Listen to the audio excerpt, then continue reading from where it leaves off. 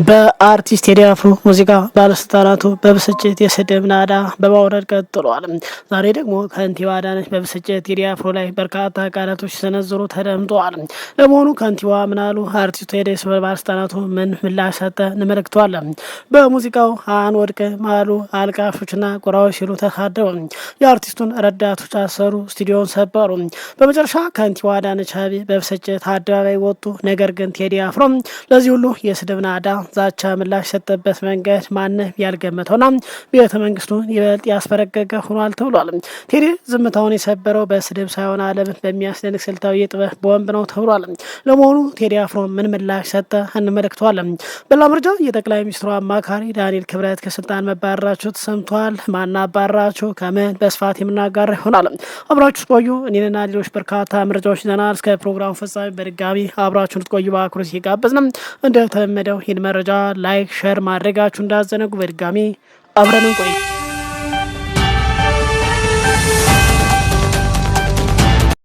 የቴዲ አፍሮ ኢትዮሪካ አልበም ያስከተለው የመንግስት ቁጣ ተጠናክሮ ቀጥሏል። 18 ትራኮች መንግስትን ለምን አርበለበሉ? በርካታ አነጋጋሪ መረጃዎች ወጥተዋል።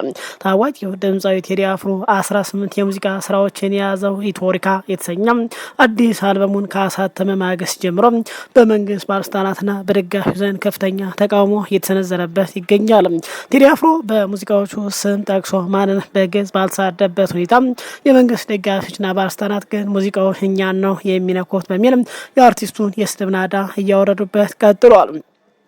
አርቲስቱን ከመሳደብ አልፈው የቴዲን ሙዚቃ የሚወደውና የሚያዳምጠውን ህዝብ ቆራ አልቃሽ በማለት ማህበራዊ ሚዲያውን በዘለፋ አጥለቅልቀውታል። ከቃላት ስድብ ባለፈ የመንግስት የጸጥታ አካላት በቴዲ አፍሮ የሙዚቃ ባልደረቦችና ደጋፊዎች ላይ እርምጃ መውሰዱ መጀመራቸው ይታወሳል። ይህን በተመለከተ የዓለም አቀፍ ሚዲያዎች ዶቼ ቬለን ጨምሮ መዘገባቸው ይታወሳል። እንደወጣው መረጃ ከሆነ የአርቲስት የቀር የሙዚቃ ባልደረቦች ከታሰሩ ሳምንታት አልፏል። የሙዚቃ ስቱዲዮ እንዲሁ ከተዘረፈ ቀናት ተቆጥሯል። የቴዲን ሙዚቃ የሚሰሙ ወጣቶችን በርካቶች ለእስር ተዳርገዋል። በተለይ በአዲስ አበባ በአዳማና በጅማ በርካታ ወጣቶች ታስረዋል። ከዚህም በላይ መሰረት ሚዲያ ይፋ እንዳደረገው መንግስት በቁጥጥር ስር ባሉ የቴዲ ረዳቶችና ወጣቶች ላይ ትኩረት ያደረገ ዶክመንታሪ እያዘጋጀ ነው። በዚህ ዶክመንታሪ ውስጥም ታሳሪዎች ቴዲ አፍሮን በይፋ እንዲሳደቡና እንደውዙ የሚያደርጉ ድርጊቶች እየተፈጸሙ መሆኑን ገልጿል። ትናንት በነበረው የባለስልጣናት ስብሰባ ላይ የአዲስ አበባ ከንቲባ አዳነች አቤቤ በከፍተኛ ብስጭት ንግግር ሲያደርጉ ተደምጠዋል። ከንቲባ ለአዲስ አበባ ህዝብ በርካታ ስራዎችን ብንሰራ ሊመለከተን አልቻለም፣ ይልቁንም የቴዲ አፍሮ ዳስታን ሙዚቃ ነው የሚመለከተው የሚል ይዘት ያለው ንግግር ሲያደርጉ ተደምጧል። ከንቲባዋ ቃል በቃል እንዲህ ብለዋል። እኛ ሌሊትና ቀን እየደከም ሜጋ ፕሮጀክት እየገነባን ከተማውን እየቀየር ህዝቡ ግን ይህንን ትቶ ዳስታን የሚለው ሙዚቃ ደጋግሞ እያየ ዝምታን መምረጡ ያሳዝናል ብሏል። ይህ የከንቲባዋ ንግግር መንግስት የአርቲስቱን ተጽዕኖ ምን ያህል እንደፈራውና ህዝቡ ከልማት ወሬ ይልቅ የአርቲስቱን መልዕክት መስማት እንዳስቆጣቸው የሚያሳይ ተብሏል። ከንቲባዋ አያይዘው እንዲህ ሲሉ ተደምጧል። ለዚህ ምላሽ ለመስጠት ሳይሆን ስድብ ለምዶበት ወይም ደግሞ ወቀሳ ለምዶበት ሊወቅሰን ይችላል። ተራ ታፔላ ቢለጥፍ አንቀበልም። እኛ ተጨባጭ መረጃ ነው ያለ፣ ሌላው ባዶ ፕሮፓጋንዳ ነው በማለትም የህዝቡ መከራ ፍጹም ውሸት ነው ሲሉ ገልጿል። የቴዲ ሙዚቃ ባዶ ፕሮፓጋንዳ ሲሉም ተቃውመውታል። ከንቲባ አያይዘው ለሱ ምላሽ ወደ መስጠት ሳይሆን ለኢትዮጵያ በጣም በጭንቅ ሰዓት በችግር ሰዓት ያቀነቀኑ የዘመሩ የሰሩ ትላልቅ ሀገር ባለውለታቸውን ይፋ እናደርጋለን፣ እነሱን እንሸልማለን ሲሉ ገልጿል።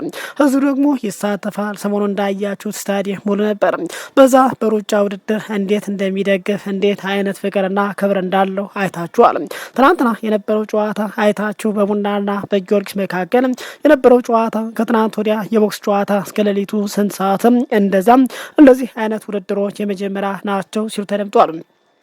በቃ ዝም ብለን የሆነ ምግብና ዳቦ ምናምን የምንል አይነት ህዝብ ብቻ ሊያስመስሉን ይፈልጋሉ።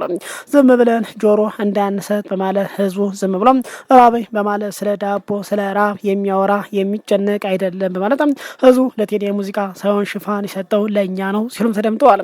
ይባለበት እንግዲህ በቴዲ ጉዳይ ፔቲሽን ማስፈረም መጀመሩ ተገልጿል። በተለይ ደግሞ ገዢው መንግስት በቴዲ ላይ የሚፈጽመውን ወከባ ዓለም ያስቆመው ዘንድ የተጀመረው ፔቲሽን በተጀመረ በደቂቃዎቹ እስከ 1000 በላይ ሰዎች በቀጥታ መፈረማቸው ተገልጿል። የባለበት እንግዲህ በቴዲ ጉዳይ ጥሪዎችን መቅረባቸውን ቀጥሏል።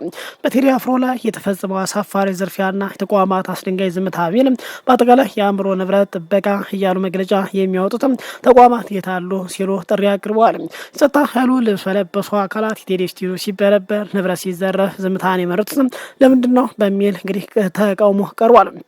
ባለፉት 18 ወራት የአእምሯዊ ንብረት ጥበቃን ላጠናክራለን በሚል ሲከናወን የቆየው ፕሮጀክት መጠናቀቁ በይፋ ተበስሯል።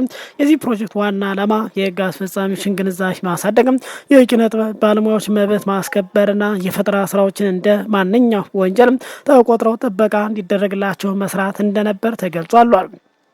ሆኖም ግን ተግባርና መግለጫ የማይገጥሙባቸው ክስተቶች በተደጋጋሚ ሲፈጠሩ ማየት የተለመደ ሆኗል ሲሉ ገልጿል። በኢትዮጵያ የሙዚቃ ታሪክ ውስጥ ጉልህ ስፍራ ባለው በድምፃዊ ቴዎድሮስ ካሳሁን ቴዲ አፍሮ የሙዚቃ ስቱዲዮ ላይ የተፈጸመው ዘረፋ፣ በጠባቂው ላይ የደረሰው ድብደባ መላውን የጥበብ አፍቃሪ አስቆጥቷል ብሏል። የጸጥታ ኃይል ልብስ በለበሱ አካላት ተከናወነው ይህ ዘርፊያና የአርቲስቱ የፈጠራ ስራ በሚዲያ እንዳይሰማ የሚደረገው ያልተገባ ጫና የሀገሪቱ የኪነ ጥበብ ነጻነት አደጋ ላይ የሚጥል አሳፋሪ ድርጊት ሲሉ አውግዞታል። እዚህ ላይ መሰረታዊ ጥያቄ የሚነሳው የኢትዮጵያ አእምሯዊ ንብረት ባለስልጣን፣ የኢትዮጵያ የሙዚቃ ዘርፎች ማህበር ህብረት የት ናቸው? የአንድ ትልቅ አርቲስት ስቱዲዮ ሲዘረፍና የፈጠራ ስራዎች አደጋ ላይ ሲወርቁ ዝምታን መምረጥ የቆሙለትን ህግና ተልዕኮ መካድ አይደለም ሲሉ ጠይቀዋል። የኪነ ጥበብ ስራዎች መጠበቅ ለሀገር ኢኮኖሚ ወሳኝ መሆኑን እየተሰበከ ባለበት በዚህ ወቅት አርቲስቱ ስራዎችን ለህዝብ እንዳያቀር መሰናክል መፍጠር፣ ስራዎቹን ያዳመጡ ወጣቶችን ለእስር መዳረግ የህግ የበላይነትን ወደኋላ የሚጎት ድርጊት ነው ሲሉ ገልጿታል። ከግማሽ ሚሊዮን በላይ ተከታይ ያለው ቴዲ ፋን የተባለ ገጽ ባቀረበው ጥሪ ተቋማት ከመደበቅ ወጥተው የሚከተሉት እርምጃዎች እንዲወስዱም ጥሪ አቅርቧል። በተለይ በድምፃዊ ቴዎድሮስ ካሳሁን ላይ የተፈጸመው ጥቃቶች ዝርፊያ በይፋ እንዲኮኑና እንዲያወግዙ፣ የተዘረፉ ንብረቶች የፈጠራ ስራዎችን እንዲመለሱ ግፊት እንዲያደርጉ፣ የአርቲስቶች የሞራልና የቁሳቁስ መብት ያለ አድሎ እንዲከበር የድርሻቸውን እንዲወጡ።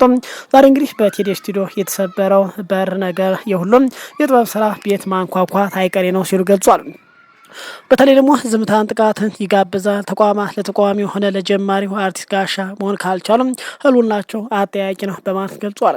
ይህ ባለበት ከአልበሙ መውጣት ማግስት ጀምሮ ከፍተኛ ባለስልጣናት በየተራ በመውጣት በሙዚቃው ላይ ያላቸውን ቅሬታ ሲገልጹ ተደምጠዋል።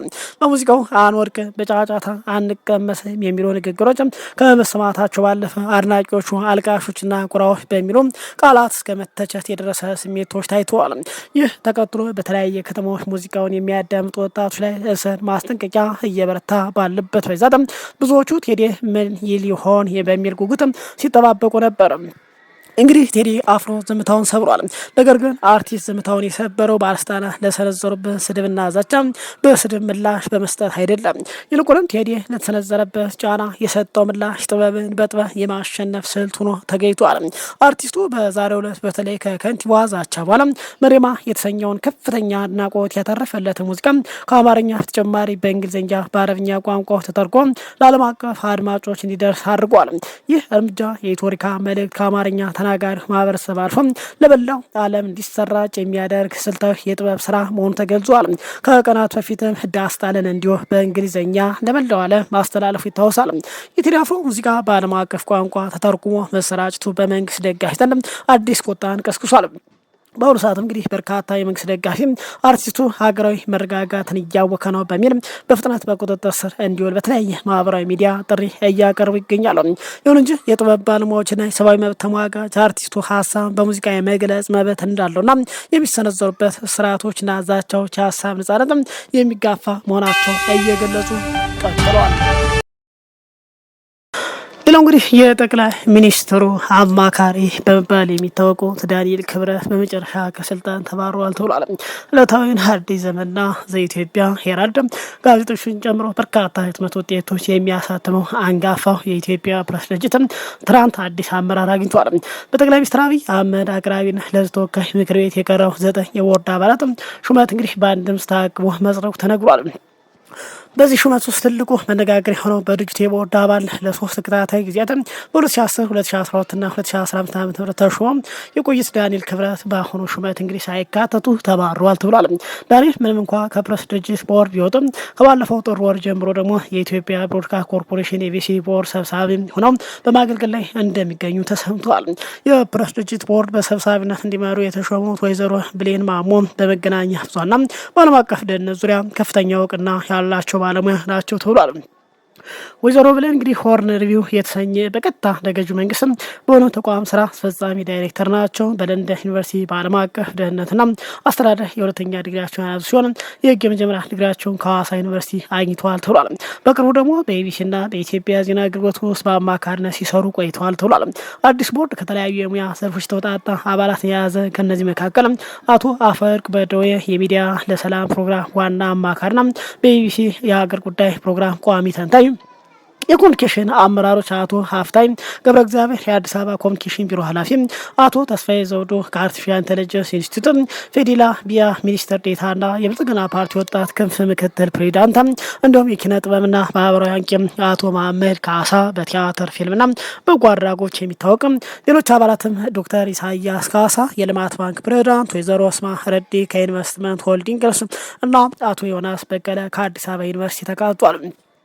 ይህ ቦርድ በ2011 ዓ.ም በወጣው ማቋቋሚያ አዋጅ መሰረት ትልቅ ኃላፊነት አለበት ተብሏል። ድርጅቱ የሚያሳትማቸው ጋዜጦችም የመንግስት ፖሊሲዎችንና ህጎ ለህዝብ ማድረሳቸውን የማረጋገጥ የጽሁፎች ይዘት የመገምገምና ህዝብ በሚሰጠው አገልግሎት ተጠቃሚ መሆን የመከታተል ስልጣን በአዋጅ ተሰጥቶታል ተብሏል። እንግዲህ ከዚህ በአጠቃላይ ከዚህ ቦርድ ግን በመጨረሻ ዳንኤል ክብረት ከዚህ ቦርድ አባልነት ተባረዋል ተብሏል።